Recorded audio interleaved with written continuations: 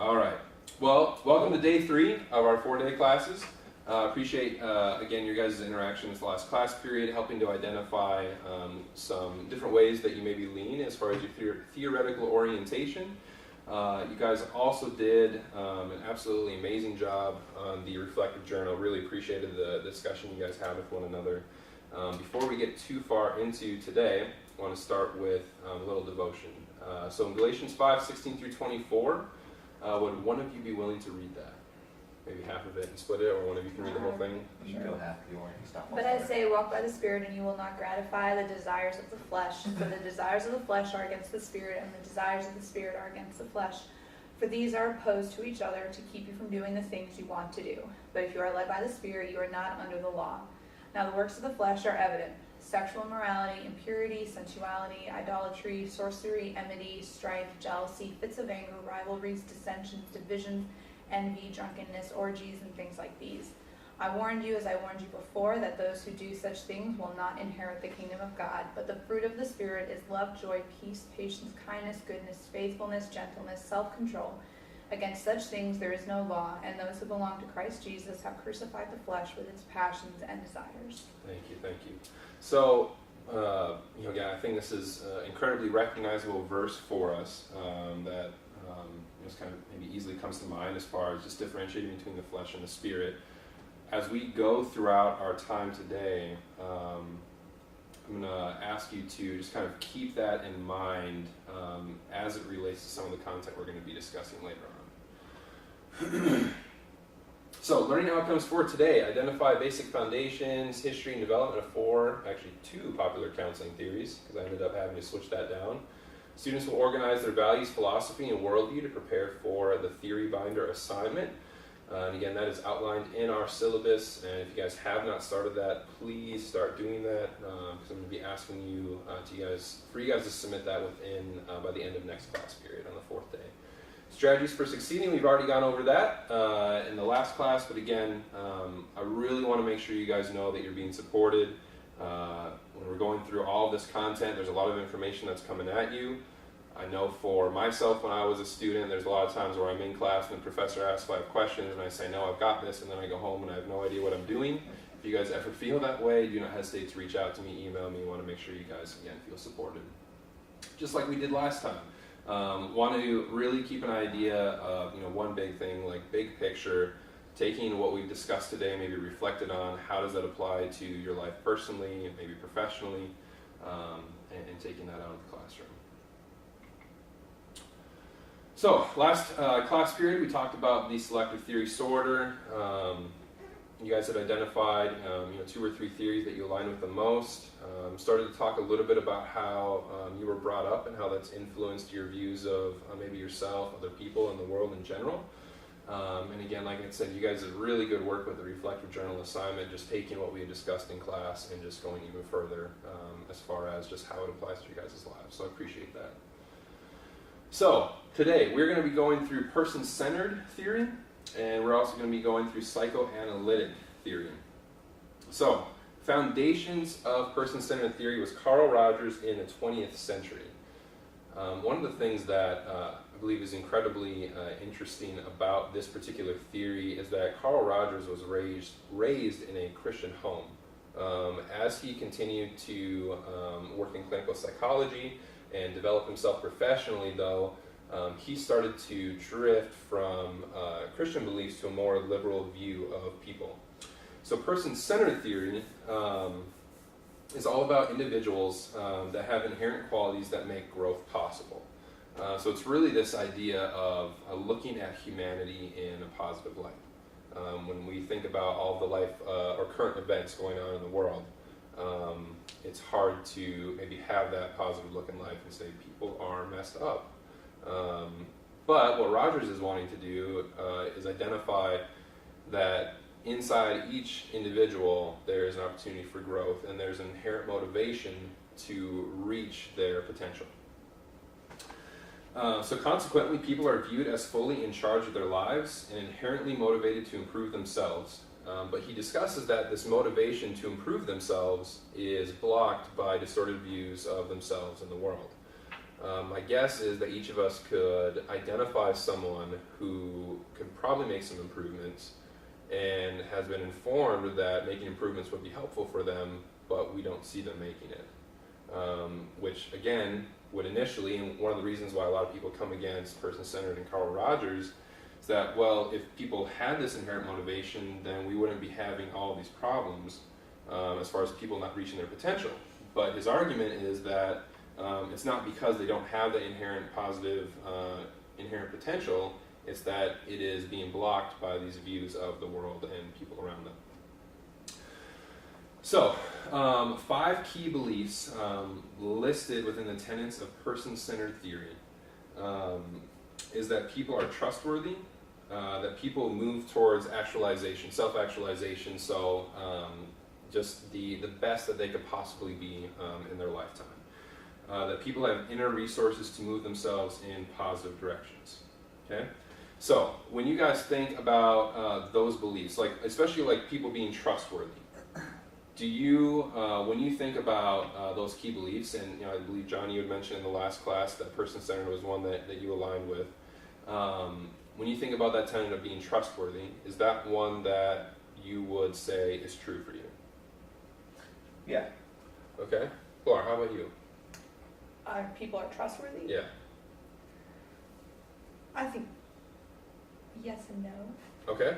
Yeah, I lean more towards yes. Okay. It So- depends.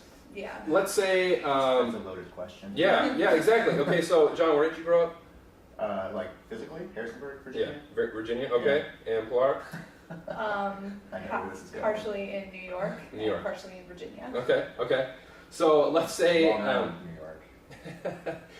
let's say you guys grew up over in Iraq. How would culture and family upbringing influence that core belief about people are trustworthy? Yeah, probably wouldn't be saying that people are trustworthy. as Probably much. not, no. Yeah. Especially, I don't know though, because if you grow up in a Christian home over in Iraq, you go out the door and you're persecuted. That's going to look a lot differently than if you grew up in Virginia or in America. So, yeah. And so, yeah, along with our family and our upbringing, that's something that's going to be spoken of a little bit more in the psychoanalytic. But like in these last couple of class periods, we've talked about how our upbringing and our childhood experiences have influenced our beliefs. Beyond just the family system, we have the culture that exists within that family system and the culture that exists outside of that family system. So like, John, you made the point of like a Christian family, so you have a family system with Christian core beliefs, living in a Middle Eastern country that predominantly does not hold those beliefs. Right. So if we think about how they maybe have trust with one another, but as soon as they leave that home, then trust leaves and trust no longer happens. And so I believe Pilar, in last class period, you had mentioned the importance of gender and life experiences and how that influences the counseling relationship. Let's say this Iraqi family comes over from those experiences over in Iraq and starts doing counseling over in the western part of the world. They're meeting with a counselor, and the counselor is experiencing resistance. There's a couple of different ways that counselor could encounter that and conceptualize that. And that is going to be based on the counselor's own views and their own understanding.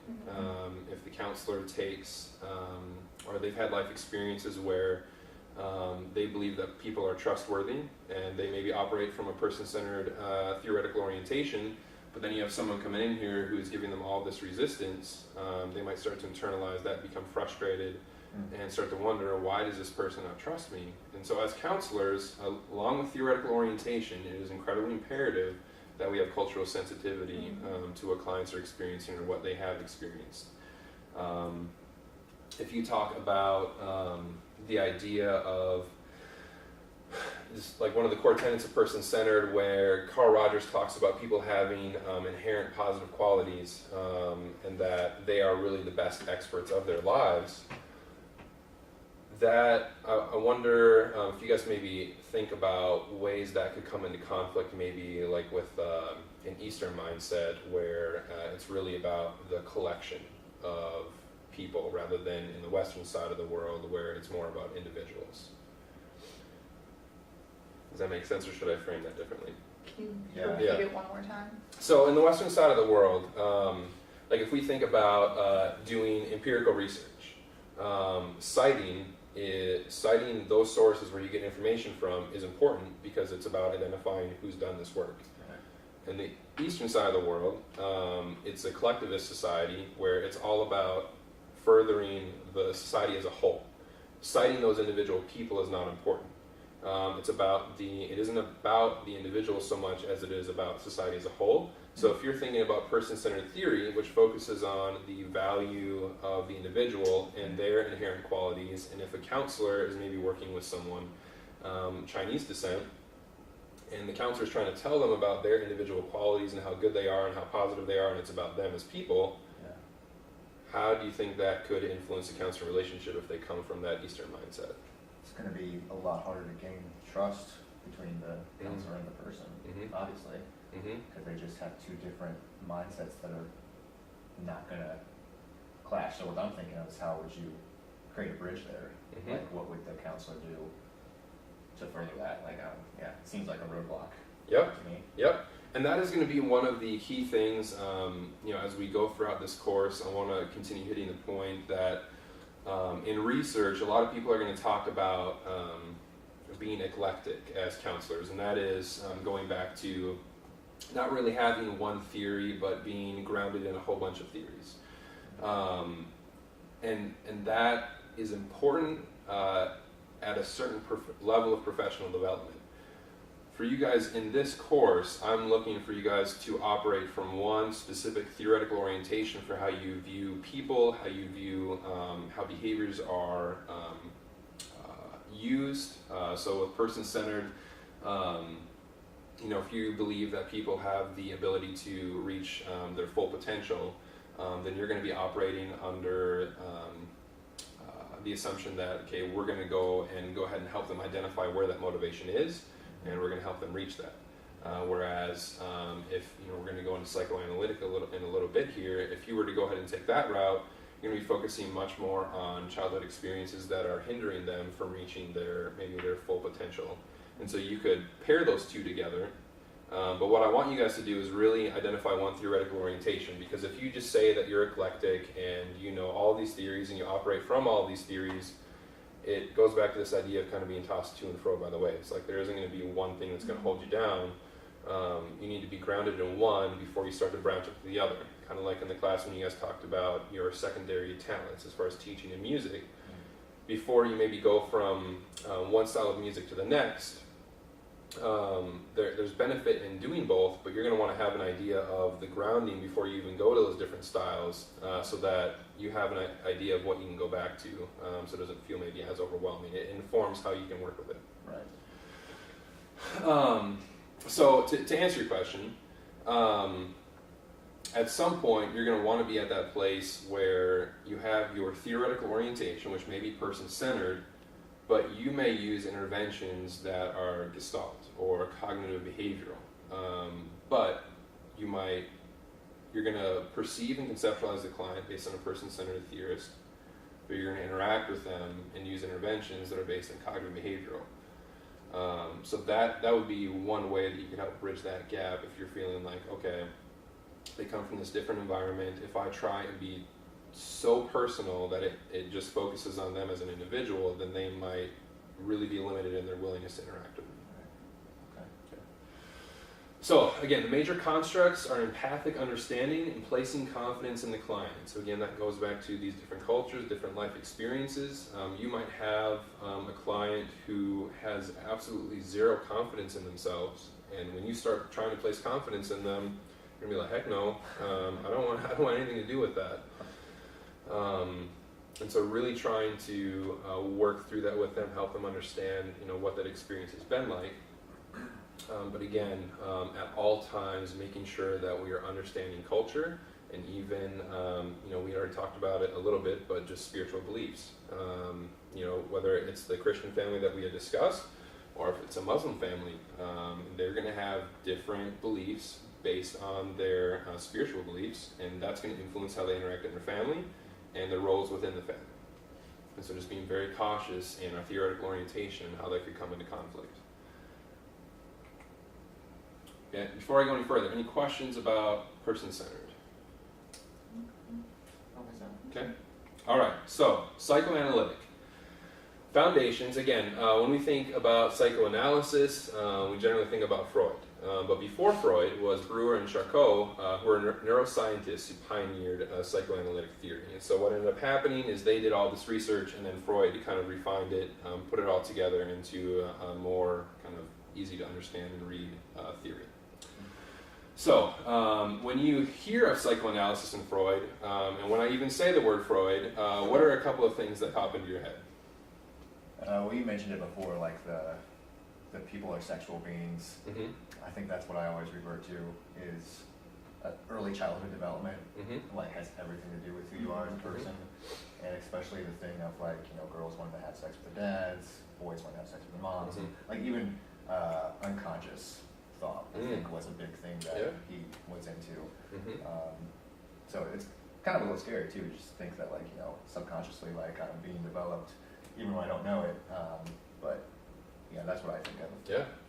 Yeah, I think along those lines too. Just a very radical idea and a very unique spin, and how those first few months, even first few years, like they dictate the rest of your life, and that's right. It's almost like you don't have control to a sense. right. But yeah.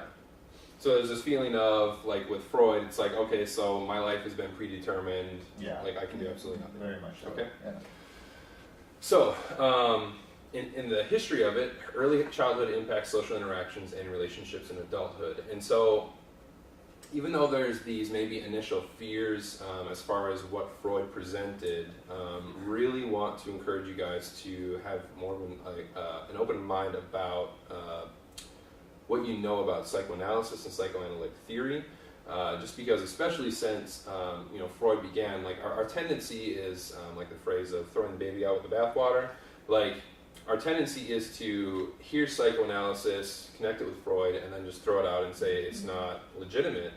But even in our interactions so far in class, we've identified how our early childhood impacts our social interactions and how we, in our relationships in adulthood, whether that's with you guys as classmates, whether it's between students and teachers, your coworkers, supervisors at work. We form our understanding of relationships as young children. And that is, I guess, one of the key tenets of psychoanalysis that Freud had talked about. So, in psychoanalytic theory, we seek to show how early childhood experiences have affected our formative aspects of our personality, and that, and John, you had made this point, that in general, psychoanalytic theory believes that individuals are generally unaware of the many factors that cause their maladaptive behaviors and discomforting emotions.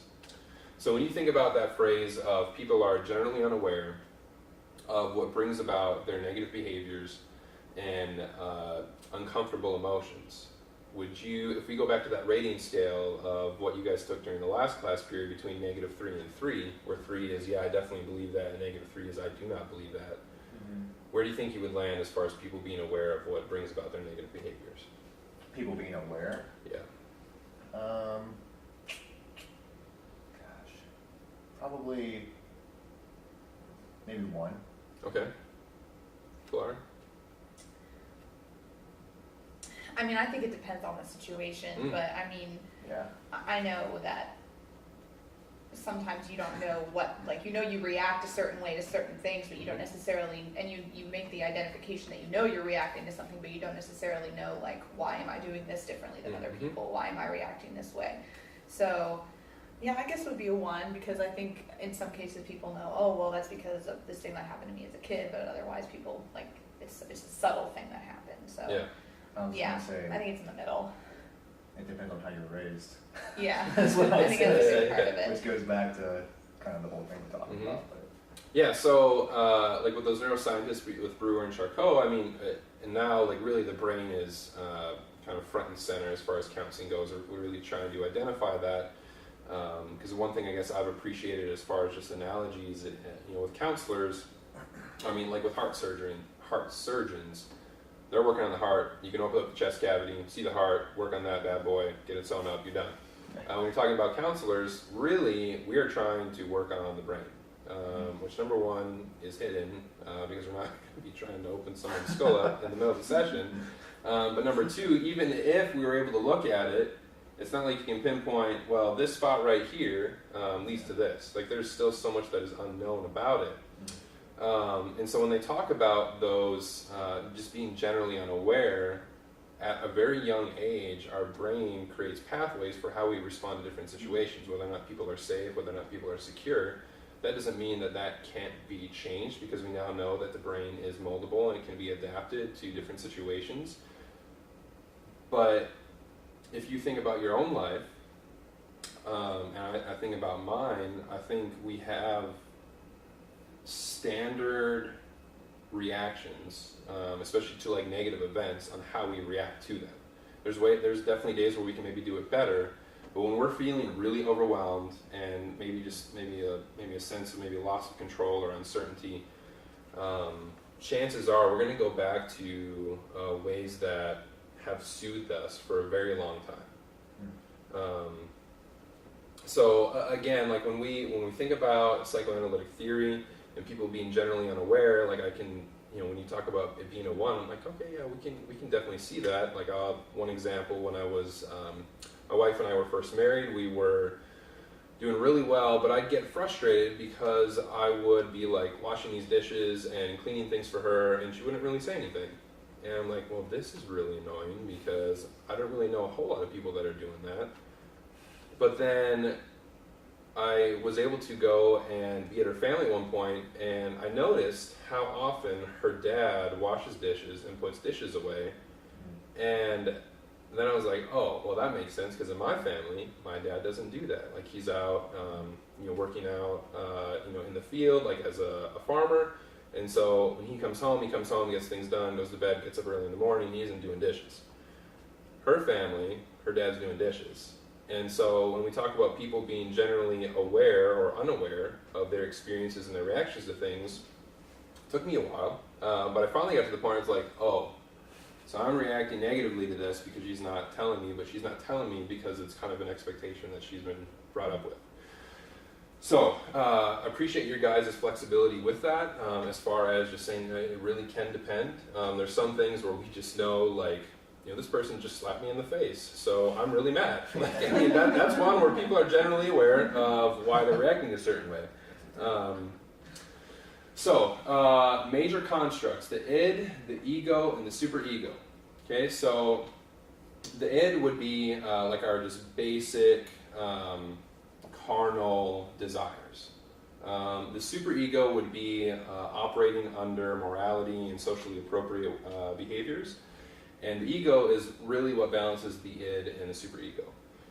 So if we go all the way back to this, and we think about the id and the ego and the superego, when we talk about carnality and socially appropriate and moral behaviors, how do you think that view, which again was presented by Freud, intersects with this verse in Galatians? So like how the id, the ego, and the superego kind of molds into this? Yeah. Mm-hmm. So I guess I would relate it to the flesh being the id, Mm-hmm. and then the spirit, I guess, being the superego. Yeah, and then I don't really know how the ego fits into all that, but I guess there's that kind of, you have the spirit telling you or knowing that you need to live one way, and the id, your flesh, wanting you to live another way, so you kind of have to put down the flesh and listen to your spirit. I don't know if that's what you're looking for or not, but yeah, close. Yeah, so the id definitely goes back to works of the flesh, so sexual immorality, impurity, sensuality, idolatry, sorcery, enmity, strife, jealousy, fits of anger, rivalries, dissensions, divisions, envy, drunkenness, orgies, and things like these. That's definitely the id. Like, that is all about carnal, Yeah. Like, this is what I want, this is how I feel, and I'm just going to go for it.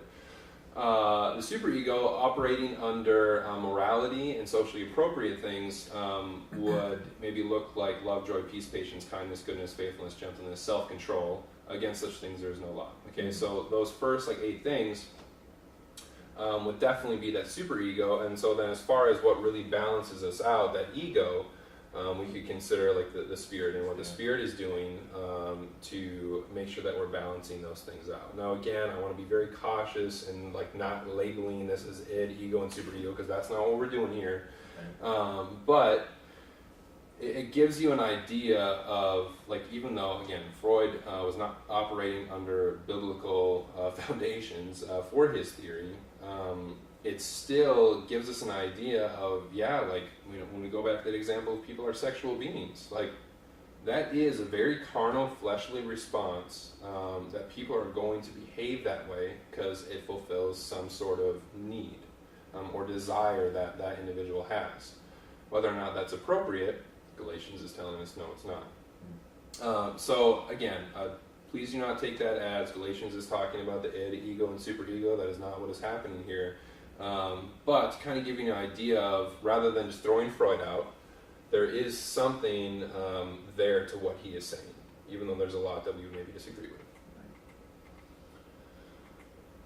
All right, defense mechanisms. You know, that's one thing that Freud is also typically thought of, you know, as far as just repression of memories. You know, you had talked about unconscious. So like hypnosis was something that was used a lot, that is still used, you know, occasionally. But primarily what we're looking at now, and when we talk about the brain, along with the brain being at the forefront of counseling, attachment is really a go-to construct that people are really relying heavily on now. Really taking a look at how attachment at a young age even influences attachment with older adults. Like they have the adult attachment interview, or I can't remember the percentage off the top of my head, but I encourage you guys to look that up. The adult attachment interview has been done with mothers doing interviews and getting an idea of their attachment style, and it predicts with a really high accuracy the attachment style of an unborn child. So if we go back to like the neuroscientists and how the brain, those pathways are formed, the way that the pathway has been formed in the mother is going to influence the way that the pathway is being formed in that child. Now again, that doesn't guarantee that if we talk about anxious avoidant attachments or secure attachments, if a mother is anxious avoidant in her attachment with other individuals, it's very likely that child would experience that as well, because that's how they're going to have the interaction with mom, that's how they're going to see mom interacting with other people. But that does not mean for that child's entire life that they can't move towards more secure relationships. It's going to make it more difficult, just because when we think about being very anxious and avoiding people, having to step out of that comfort zone and experience those relationships when you believe that they're unsafe or they're unstable, it's going to be very hard to do that. But it doesn't mean that they're stuck in that for their entire life. So, case study example. I just want to have you guys read through this really quick. I think you'll probably get it rather quickly. But if you read through the entire thing, maybe have a quick discussion, collaborate with one another, and identify which of the two theories you think this aligns with the most.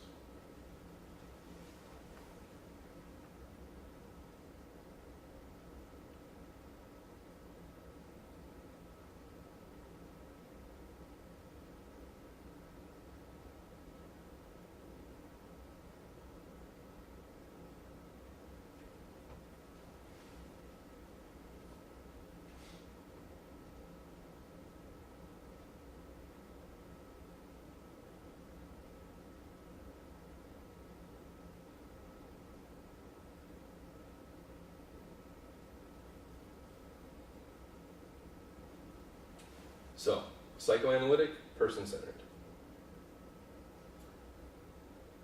Person-centered. Why? Because of the talk about goals and determination, and it's all about the person and reaching their goals. Okay, good. Clara, do you have anything to add to that? I don't think so. Okay. Challenge me. It was just interesting, like Michael, he felt excited and he was so excited to talk about his plans with somebody, and he really noticed that C had a very deep appreciation of his needs, and I don't know, it felt like he was getting very attached to him. Yep. And C was just more just trying to be there to help him. Yep. So in that first sentence of that second paragraph, he expressed some of his thoughts to Michael so as to further convey his genuine concern for Michael. And so that really, again, goes back to empathic understanding, one of those key tenets of person-centered theory. So making sure that we're placing confidence in the client, which is what the counselor did. Apologize for that. What the counselor did when he said, "I'm sure that you can achieve all of your goals if you keep your determination. It takes a lot of maturity.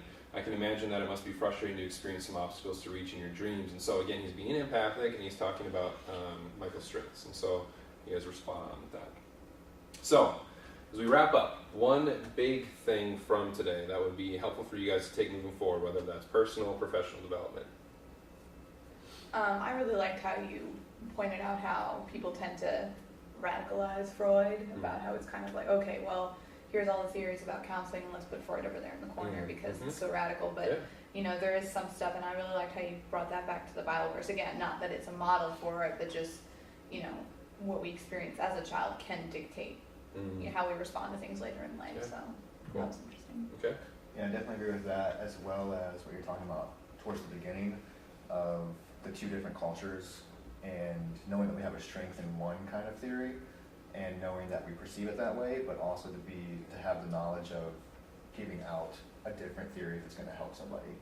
So having that understanding of we have a strength, we have a work set that we use, but we also have other categories that we can kind of use as well. Yes, yep, and that goes back to that PECO article that we discussed in the last class, as far as not only does having grounding theory create competence and confidence in who you are as a counselor, as well as bridging the gap with research, it allows, once you have that grounding theory and once you are grounded, it allows for flexibility that is intentional, rather than flexibility that is just created because of uncertainty. Right. Yeah. So, you guys have any questions from today that I can help clear up? I think I'm good. Okay. Well, appreciate your guys' time. Absolutely. And you guys have a wonderful day, and keep working on that theory binder. Will do.